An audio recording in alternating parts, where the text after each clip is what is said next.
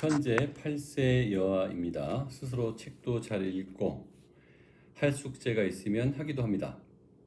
그런데 게임이나 공부나 한 가지를 진득히 못하고 이거 했다가 저거 했다가 정리정돈도 힘들어합니다.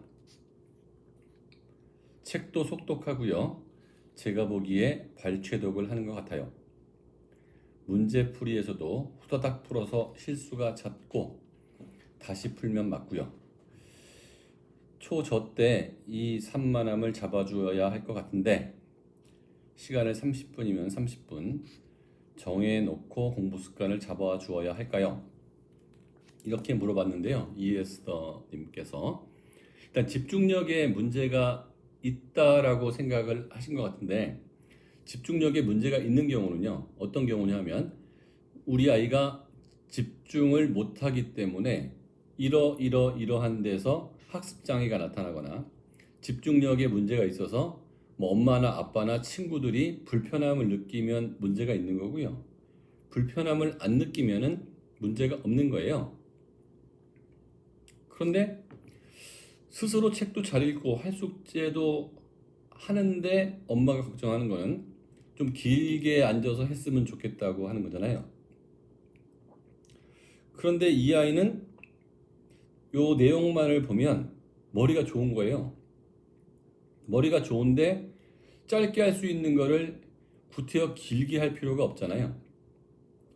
그래서 진득히 못한다기보다는 뭐 그냥 쉽게 되는 거를 구태여 오래 앉아있을 필요가 없으니까 다소 좀 이 아이의 능력보다 좀 쉬운 교재를 갖고 하는 게 아닌가 이런 생각이 들고요.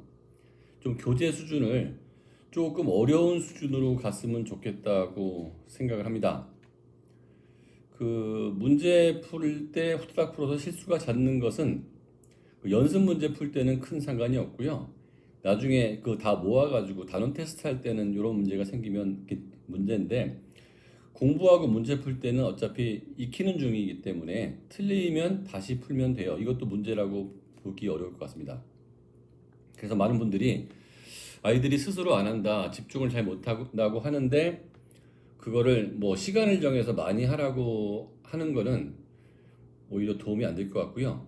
좀 수준이 어려운 문제를 내거나 아니면 좀 경쟁 상태에서 아이들끼리는 경쟁하는 거 나름 좀 좋아하거든요. 그래서 좀 이거는 아무리 봐도 한 30분은 풀어야 될 것 같다라고 생각하는 정도의 문제를 주고 이거 다 풀고 나서 뭐 하자 이렇게 하는 거죠. 30분을 공부해라라고 시간을 정하지 마시고요.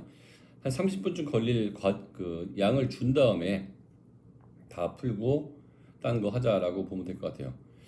그 정리정돈 잘하는 애는 뭐 많이 없으니까 이 정도까지 다 잘하면 정말 최고의 아이겠지만 모든 걸 다 잘하려다가 너무 잔소리 많아지면 아이하고 사이 나빠지니까 그 엄마가 목표로 하는 거 몇 개는 좀 강하게 나가고 몇 개는 여유 있게 아이한테 좀 편하게 해주는 게 좋을 것 같아요. 제가 보기에 이 아이는 큰 문제가 있어 보이진 않습니다.